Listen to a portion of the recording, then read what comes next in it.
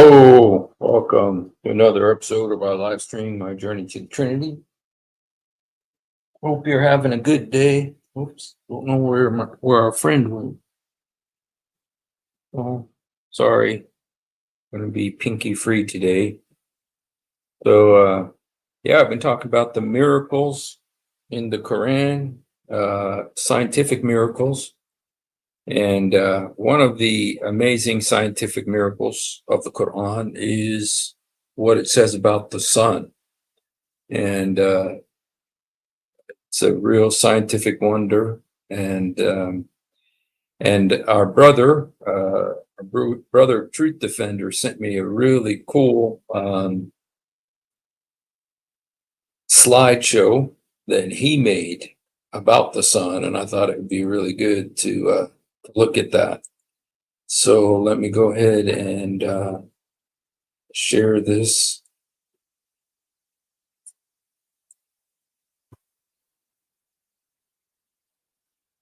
Okay. Okay, it's Truth Defender's analysis of scientific blunders. Okay. One of the big scientific blunders of the Quran, and this is a doozy. This is like the queen of all the scientific miracles, and it is the verse in the Quran says in Surah 18, verse 83 to 86. It says, "They will ask you of Dhul Qarnayn." Now, Qarnayn means two-horned. Qarn means in Arabic horn, like a cow horn or a unicorn horn. And so Qarnayn means two horns. Dhul Qarnayn. I wonder if there's not a biblical connection to this, because in the book of Daniel, it talks about the Prince of Greece, and it says that he's like a goat with two horns. So I wonder if that's not the where that comes from. So it's possible. So let's go ahead and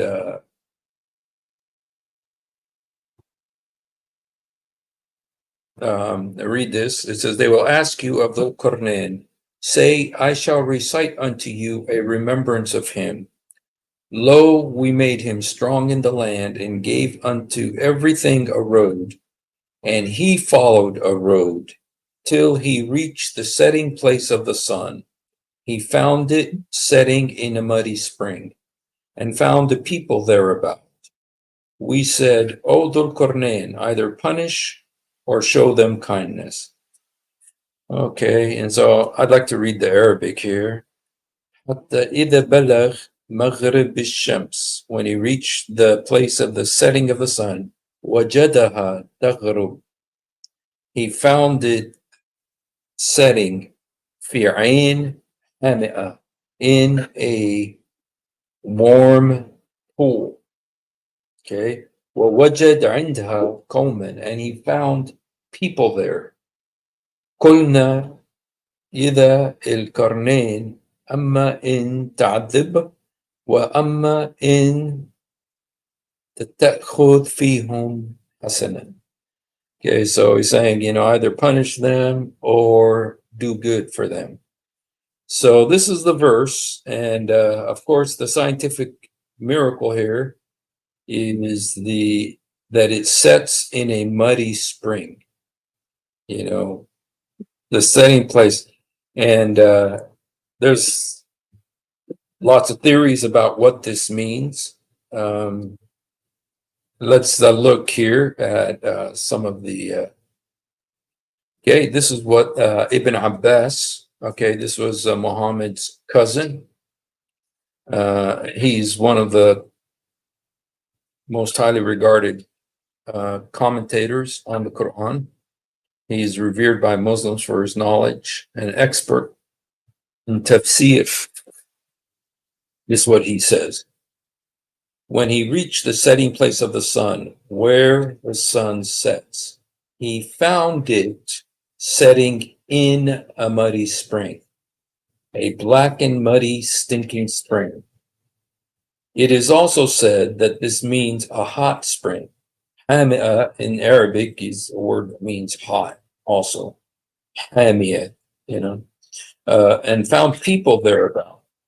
These people were disbelievers. We said, O Dhul Qarnayn, we inspired him, either punish them, either kill them until they accept to believe that there's no deity but Allah, or show them kindness.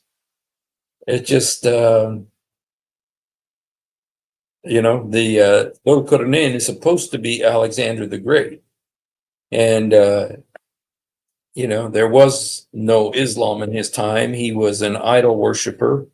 He even had a temple made for himself, in his honor.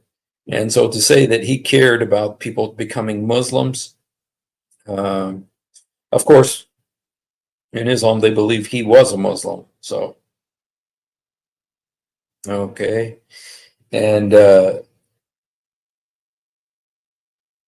okay, so here is, all right, Muhammad. And an interesting thing is Ibn Ishaq, who Ibn Ishaq is the first biographer of Muhammad, the one who wrote the first biography, which doesn't exist anymore, except for there's a guy named Ibn Hisham who took some of Ibn Ishaq's writings and wrote his biography of Muhammad, Sirah Nabawiyah. And in Ibn Ishaq's book, there's this very strange passage about a poem that existed in the pre-Islamic time. Okay, and it says Ibn Ishaq recorded many pre-Islamic Arabic poems.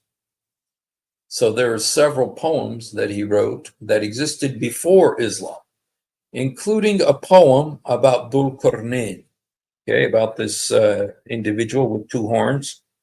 And he claims it was composed by a pre-Islamic king of ancient Yemen named Tuba. In this poem, this is what he says: Dhul Qarnayn, a Muslim, where the sun sinks from view, a muddy pool and fetid slime. Okay, so this poem has several things in it that are in the Quranic verse. Number one, Dhul Qarnayn, okay, who's believed to be Alexander the Great. But the interesting thing is he's called the Muslim, and this was written before Islam. This was in pre-Islamic time. So why would they be calling somebody a Muslim in pre-Islamic time? Except the possibility that this religion existed before Muhammad. Okay, and that people were called that before Muhammad. Okay, so just some interesting details about this poem here. Okay, and then it also mentions that the sun sinks from view and a pool of mud and fetid slime. Okay, so all of these details, this was written before Islam, before Quran, before Muhammad, by the king of ancient Yemen. And we know that Muhammad was called the ear. And so, it seems likely that he just heard this story and put it in the Quran, okay, not knowing exactly what it was about. Okay, but okay, this is let me go down here. Okay, now this is the pre-Islamic poet, a contemporary named Muhammad Hassan ibn Thabit. Okay, now this is a guy This guy was actually after Muhammad, and he wrote some poem. He wrote a poem. Okay. Now this would have been about 30 years after Muhammad. Well, actually, he died 30 years after Muhammad died.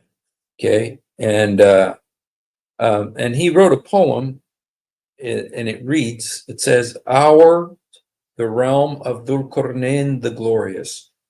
Realm like his was never won by a mortal king.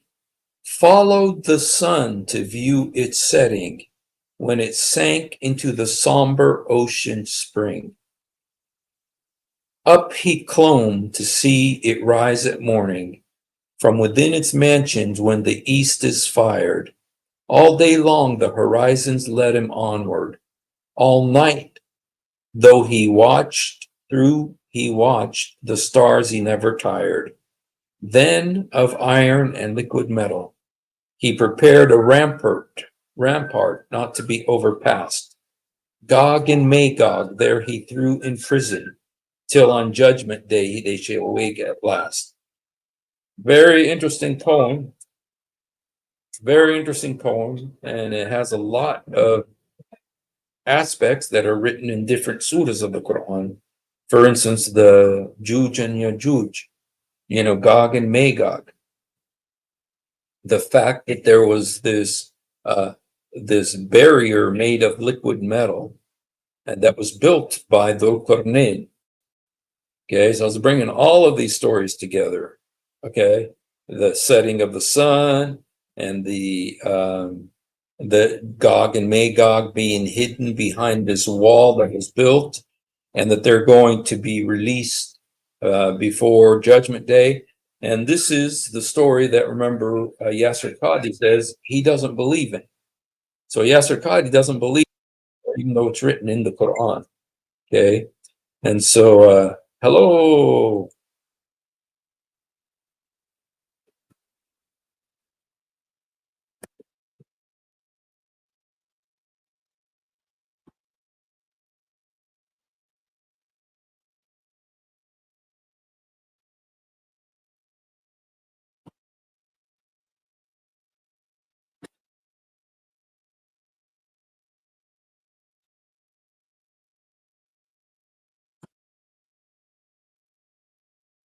Um,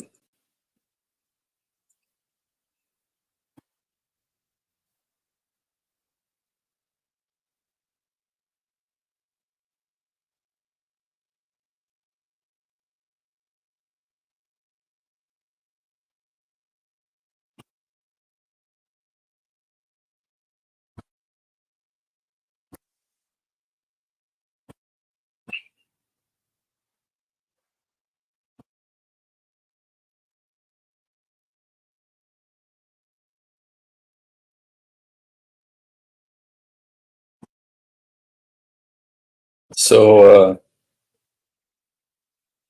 here we see the okay. We see Hassan ibn Thabit, an Arabian poet, and one of the Sahaba. He's one of Muhammad's companions. Okay, and all right, he said, the Prophet said to Hassan. Okay, excuse me a second here.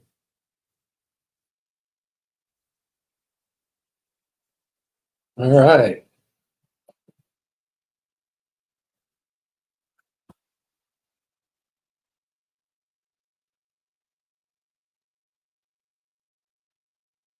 Cool. Hey, you guys, tomorrow night we might have a guest, special guest. His name is Muhammad. Um, let's see.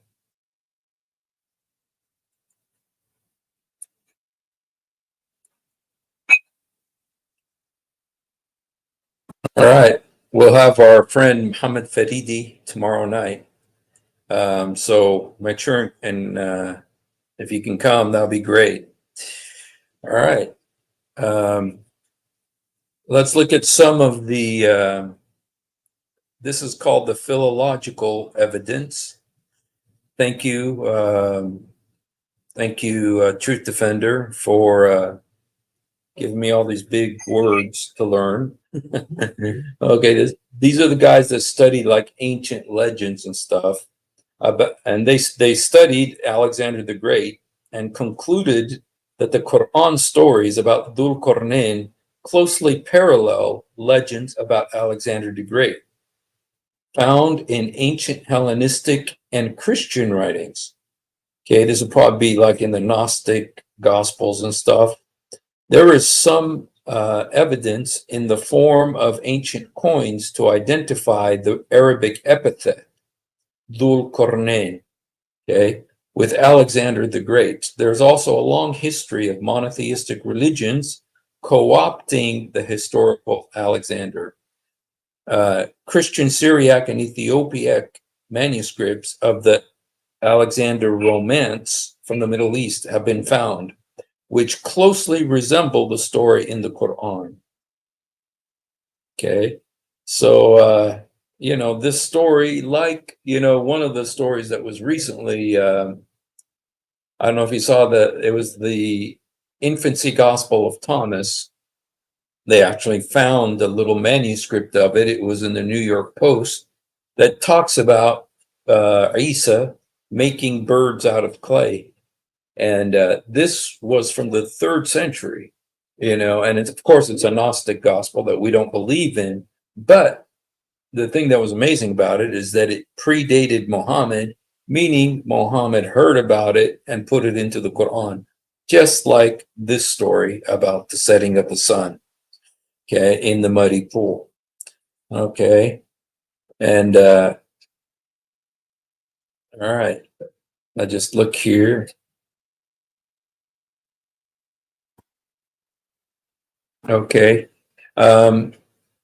This is a historical narrative, and Allah is doing the narration. See, this is what's interesting about this, is that you can't say that Alexander the Great is the one who's telling this story, or that Alexander the Great, that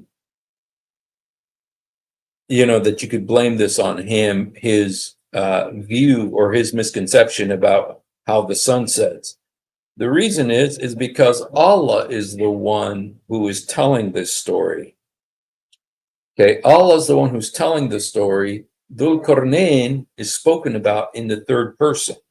It says he followed the road until he reached the setting place of the sun.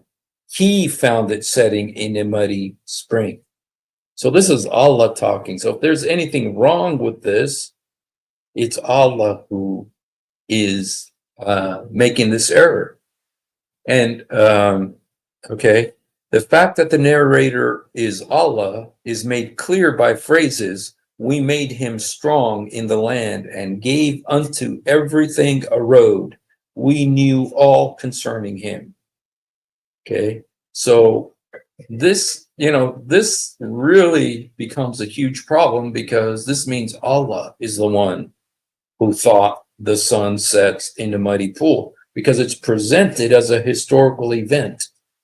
It's not saying like, oh, he thought the sun set in a muddy pool, or it was the beliefs of the ancient Greeks or Macedonians in Alexander the Great's case, believed that the sun sets in a muddy pool. No, it says it as a fact that he found the sun setting in a muddy pool.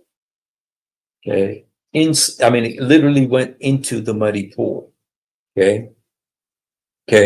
The story, therefore, is told from the perspective of Allah, not Dhul Qarnayn. Any explanation which says this is merely what Dhul Qarnayn thought he saw or found is not being true to the text of the Quran.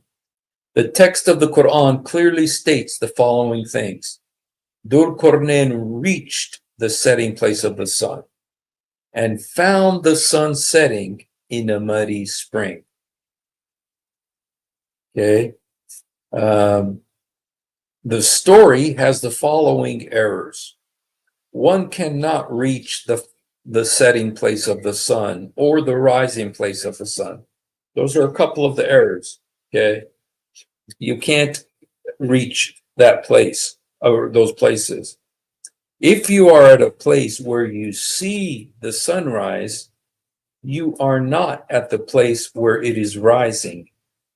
Likewise, if you were at a place where the sun set, you are not at the place of its setting. The sun, okay, another problem is the sun doesn't set in a muddy pool.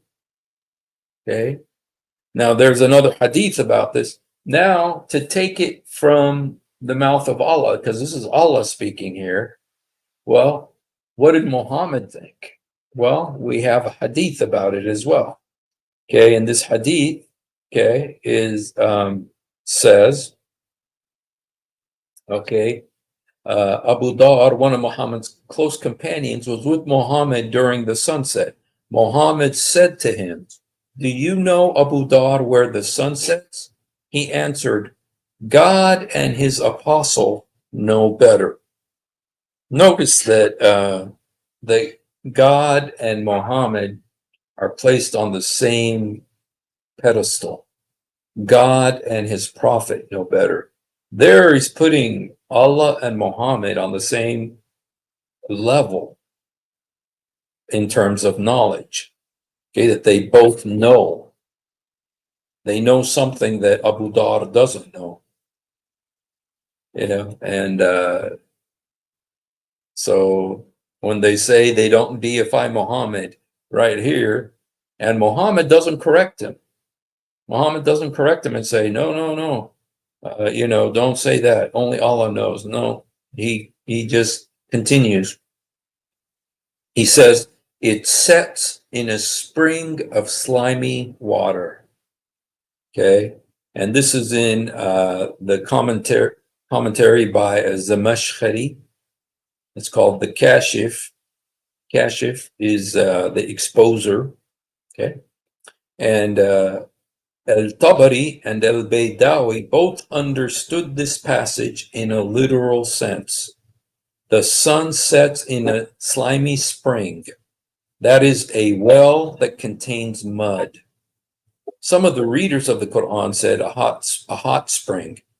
Thus, the spring combines two descriptions. It is said, okay, some say it is muddy, okay, and some say it is hot, because the word hamia is used for both. Hamia does mean hot in Arabic, okay? Okay. Now, this is what some modern Muslims say about this. When you have both Allah and Muhammad saying, as direct quotes, Allah says it in the Quran, Muhammad says it in the Hadith.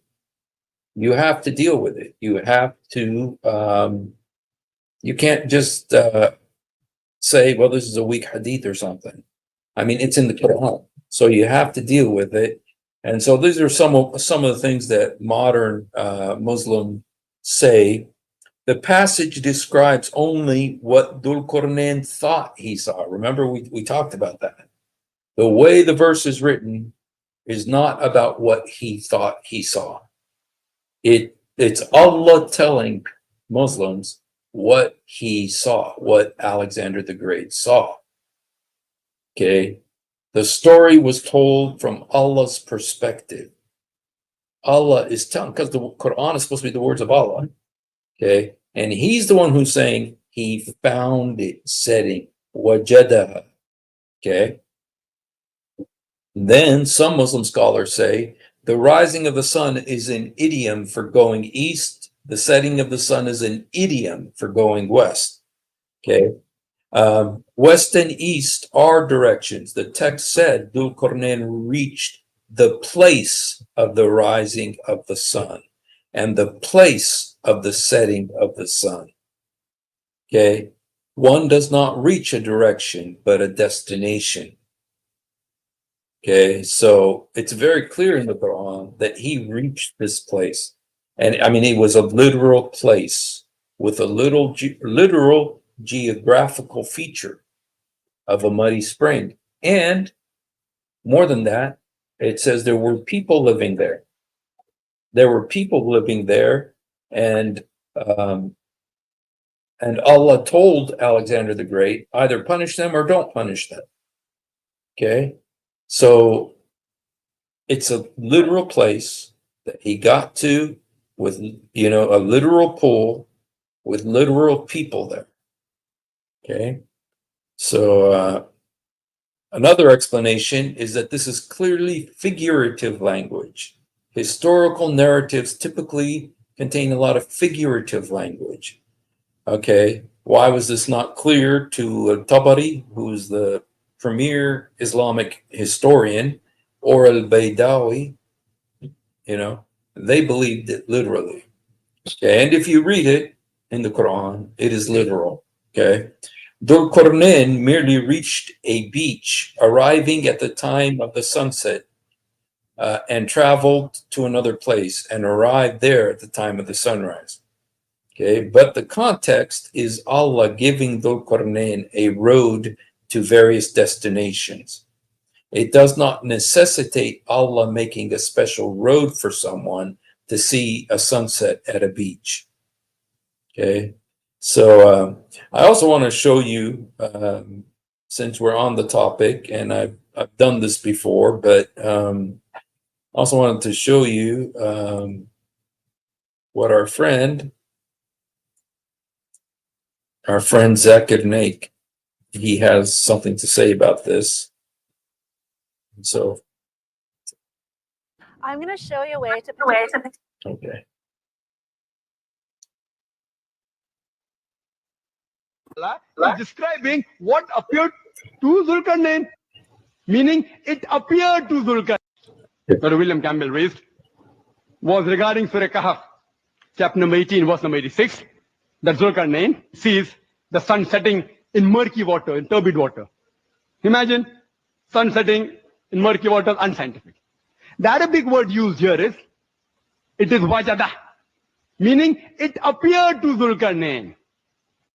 Okay, guys, this is one of my favorite Arabic lessons from Zakir Naik. He says, wajadaha means it appeared. The word wajadaha means he found. It's a very common word in Arabic. It means he found. He found it setting in a muddy pool. It doesn't say it appeared. If it was it appeared, in Arabic, it would be the word dhahar. Dhahar. Inha taghrab fi ayn hami'a. Dhahar. It appeared. Dhahar would be appeared. Wajadaha means he found it. Okay, so. And Dr. William Campbell knows Arabic. So wajada means, if you look up in the dictionary, Zakir Naik doesn't know Arabic. Also, it means it appeared. So Allah subhanahu It doesn't mean it appeared. wa ta'ala is describing what appeared to Zulkarnain. Okay, no, he doesn't. This is Allah telling that the sun is setting in a muddy pool. If I make a statement that the student in the class said 2 plus 2 is equal to 5, and you say, oh, Zakir said 2 plus 2 is equal to 5. I didn't say. I'm telling the student in my class that 2 plus 2 is equal to 5. I'm not wrong, the student is wrong. There are various ways to try and analyze this verse. One is this way, according to Muhammad Asad, that wajada means it appeared to. It doesn't mean it appeared to. It doesn't mean it appeared to. They're trying to rescue themselves from this blunder. It means wajadaha, he found it. To Zulkarnain. Point number 2. The Arabic word used is maghrib. It can be used for time as well. Doesn't that guy look like George W. Bush? Look at the way he's looking. I think what's happening is that this guy understands Arabic, and he knows Zakir Naik is lying. Place.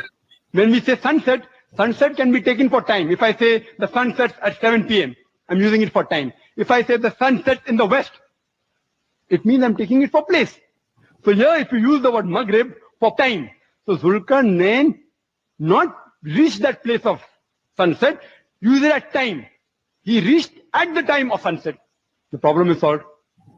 It's not solved. It's absolutely not solved. Oh man. Furthermore, you can solve it in various ways. Even if you can solve it in various ways. Why? Because it's so pathetic, so unclear. It's as clear as mud.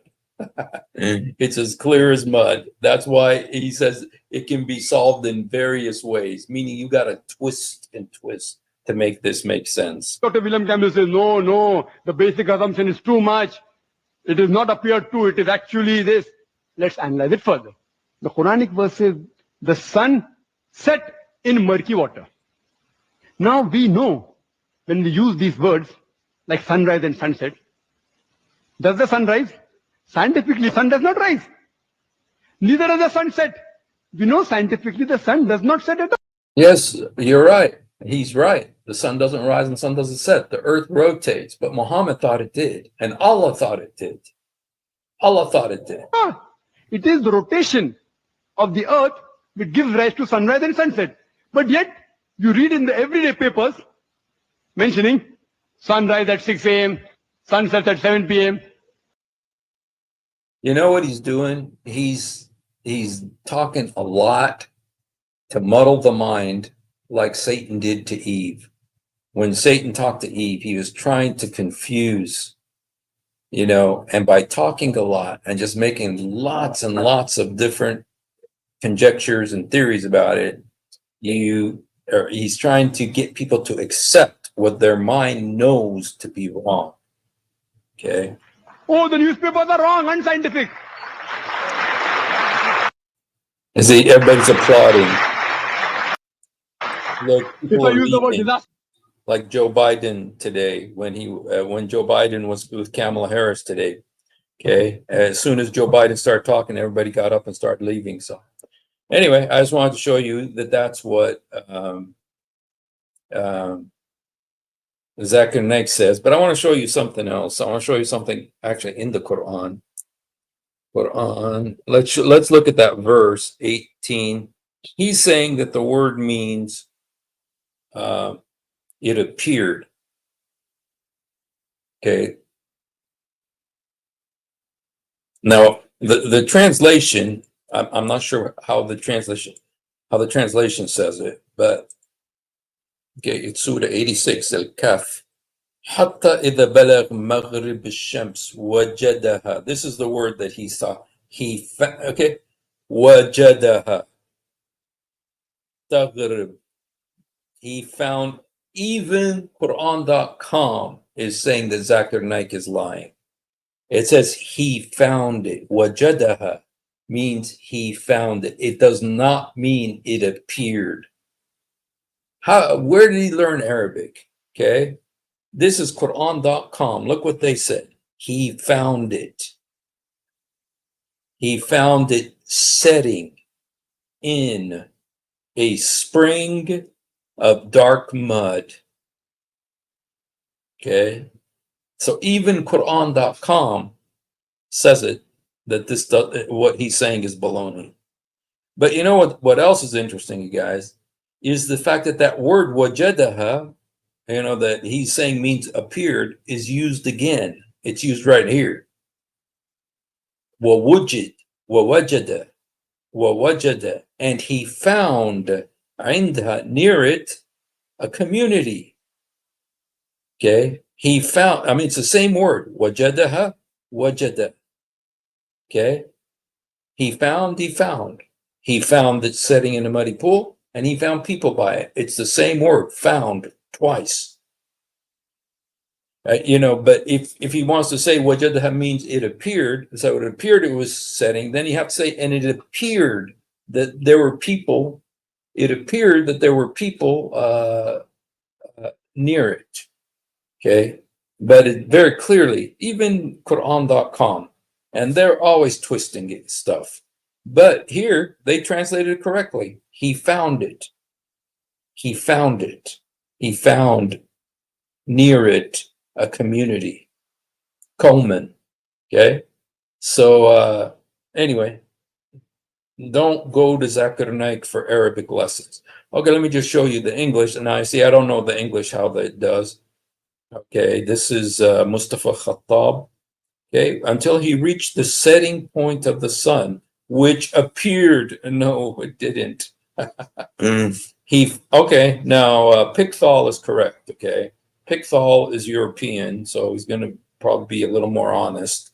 It says, when he reached the setting place of the sun, he found it. Okay, he found it. Wajadaha, setting in a muddy pool, and found a people thereabout.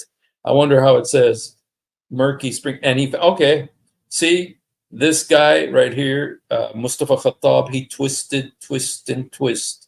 Okay, until he found the setting place of the sun, which appeared to him. So it's the same word. Here he translates it appeared to him, and here he translates it found. It should be found both times. Okay, it doesn't say appeared to him. It says he found it setting in my.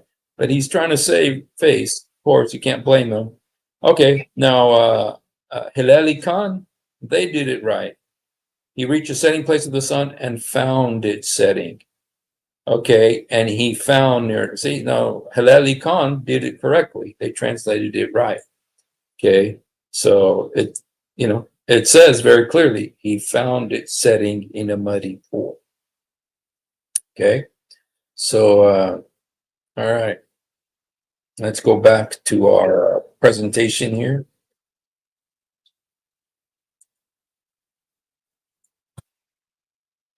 Now, here's some other explanations. Here's what these were Muslim scholars say. Clearly, you cannot reach the place where the sun rises or sets. Therefore, this is not what the Quran means. Even though this is what the Quran says, it's not what the Quran means. Okay, and this is a classic case of circular reasoning. One assumes the Quran has no demonstrably false statements, so when they encounter one, they say the statement does not mean what it says because the Quran has no demonstrably false statements. So that's a okay. Some other explanations is that Allah is quoting an old fable to make a moral point. The first problem is identifying the alleged moral. What is the moral? You know, I mean, if it's in the Quran, it must have a moral point, right? Like when Muhammad wanted to marry his daughter-in-law, you know, and then the verse came down telling him to do it. And then Allah says, this is in order that the believers not have embarrassment about marrying their daughters-in-law. And that was the moral. The moral is Allah doesn't want people to be ashamed of marrying their daughter-in-law. So, you know, that was the moral. And here they're looking for a moral as well, saying that there's a moral to this. So, all right, here's okay, here's a little schematic about the size of the sun compared to the size of the earth. Okay, all right, the diameter of the earth is about 8,000 miles. The diameter of the sun is 863,000 miles. You can fit 109 Earths across the sun's diameter. So how could the sun set in a little muddy pool on the Earth? You know, 20-foot swimming pool, you know? So, okay. Okay. Some questions also about who is Dhul Qarnayn, okay? Muslims have 4 different views about who Dhul Qarnayn is. Okay, some say it was Alexander the Great, the man of 2 horns. Some people say he was Cyrus the First, the Persian. Some say it was a Yemeni king who had 2 ram's horns. Okay, and other people say it's just an unknown person. Okay, conclusion, it does not matter who Dhul Qarnayn is. If he found that the sun is setting in a muddy pool and the sun does not set in a muddy spring, this is a falsehood, regardless of who Muhammad is talking about. Okay. Surah 18, theories and responses. Okay, these are some theories about it. Okay. One is the sun does set in a muddy pool. Of course. Early Muslim scholars of the Quran thought that this literally occurs. Okay, Tabari says as his example, Dhul Qarnayn witnessed the setting of the sun in its resting place into a pool of black fetid slime. Okay, so Dhul Qarnayn, Tabari, he is like the #1 historian of Islam, and extremely famous scholar. Okay. Of course, Tabari also believes that the earth is sitting on a big fish. Okay, but that's a different miracle. Okay.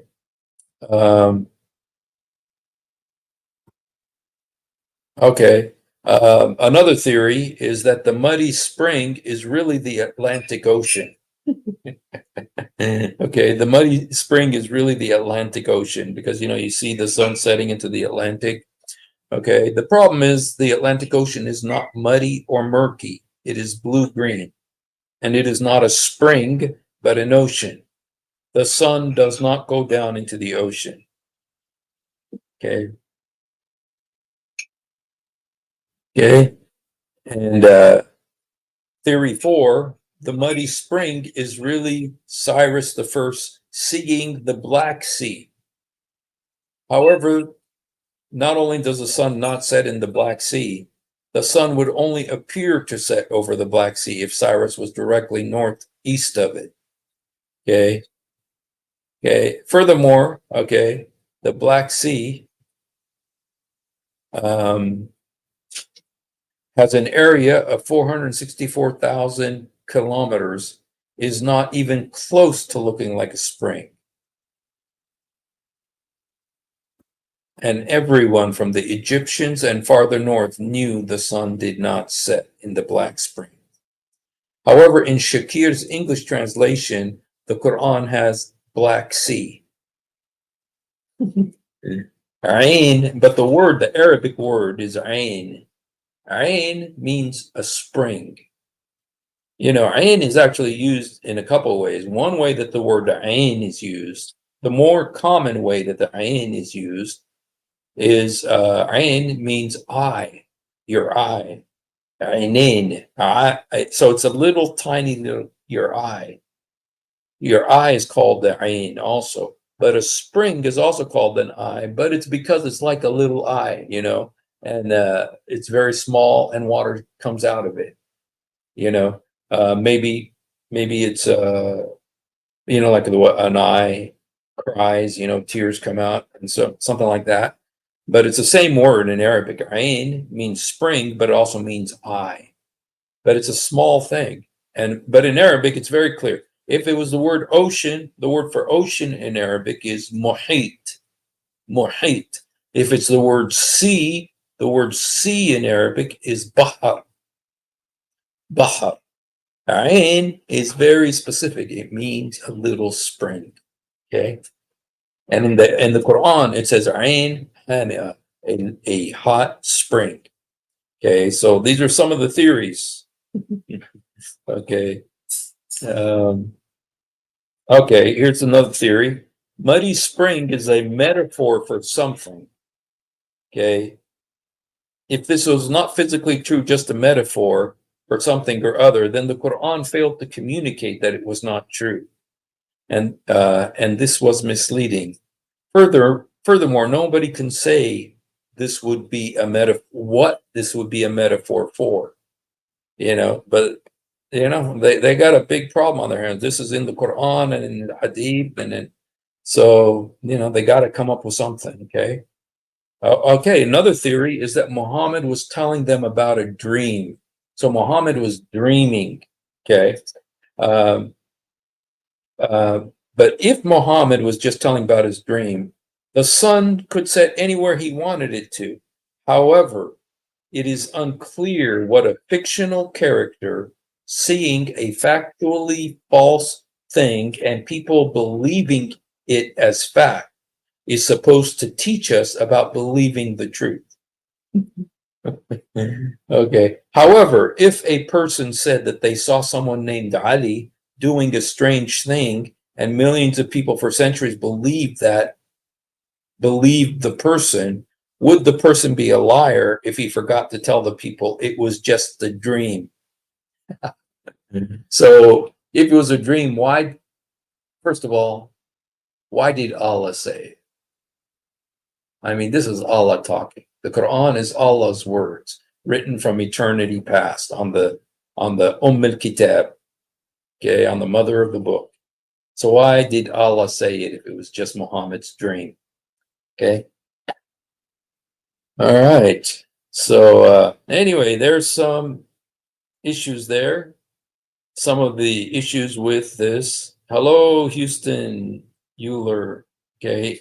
It doesn't make sense that one of 3 questions asked to prove Muhammad a true prophet would depend on whether or not Muhammad had access to the scroll for Daniel, which gives the answer. True story. More likely, it was just the Jews trolling Muhammad with questions where the solution is to reveal the Christian legend. Yes, thank you for pointing that out. There's also the Christian legend of the 7 sleepers, which was also in Surah Al-Kahf, the cave, which was also the, yes. He was called the ear. He'd hear stuff and then write it in his book. And you're right that the Jews used to troll him. They used to make fun of him and try to, come up with crazy questions, and then just to, to egg him on and stuff. So yeah, so there you go. The lot of this amazing scientific miracle of the Quran, okay, about the sun. And there's let me just show you guys some more hadiths about the sun. The sun really is in quite a predicament in Islam, because there's several strange hadiths about the sun. Let's just look at a couple more from like the hadiths. Okay.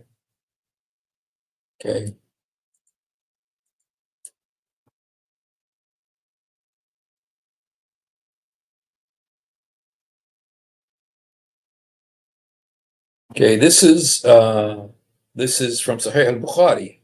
Okay.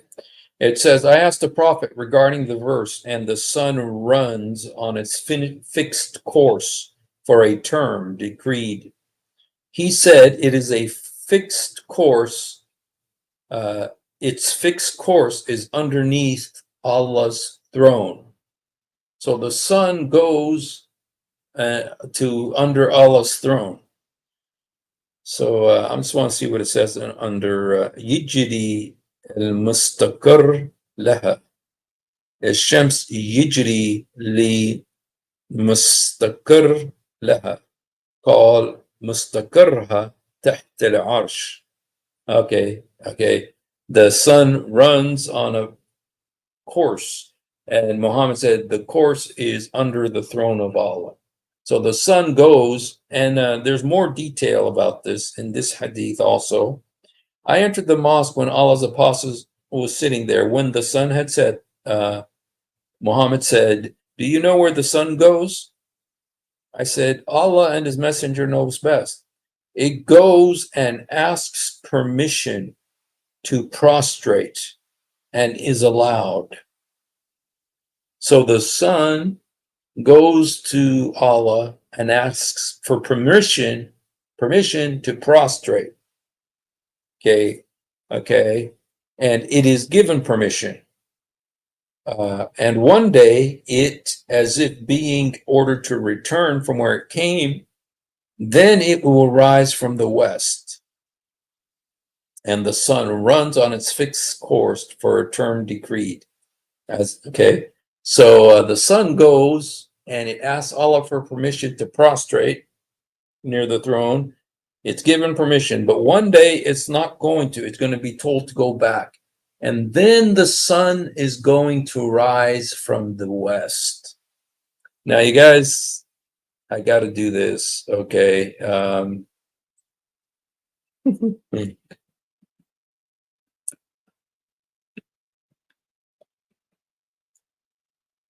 Okay, let me see if I can find this.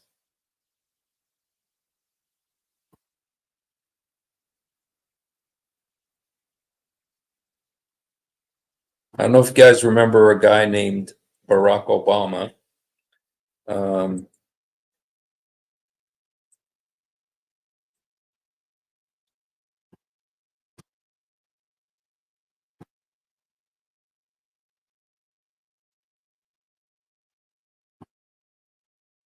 Let me just show you this. Just because there was this crazy theory going around when he, because remember they thought he was Muslim, which I still think he is. But, well, he didn't deny that this right here is the sun rising in the west. And it comes from that hadith, that the sun is rising in the west. And Obama was that sun rising in the west. So anyway, that's just something. But anyway, this is the source of that hadith, is the that phrase, sun rising in the west, comes from that hadith. So anyway, interesting. So all right. Well, you guys, that's what we're going to tell you today. Thank you, Truth Defender, for that great slideshow. That was an awesome slideshow. It had so much information in it. I appreciate it. And he's got slides about everything, you guys. He's got amazing slide presentations, which is why he needs to do a live stream. And but I've been telling him, and until he does, I'm going to show his stuff on my channel. So all right. Okay, guys. Well, I appreciate you hanging out with us for a little bit. And if you haven't done it, then please do it now. Jesus, help me. Jesus, forgive me. Jesus, come into my heart. Jesus, help me. Jesus, forgive me. Jesus, come into my heart. Yesur sa'idni. Yesur samahni. Yesur udkhul qalbi. We love you, but more importantly, he loves you. So, and you guys, tomorrow night, Muhammad Faridi will be with me. He's not going to be showing his face because he's traveling, but he is going to be talking. So we're going to get together on another Quranic miracle, scientific miracle. So thanks for hanging out. God bless you and have a wonderful night.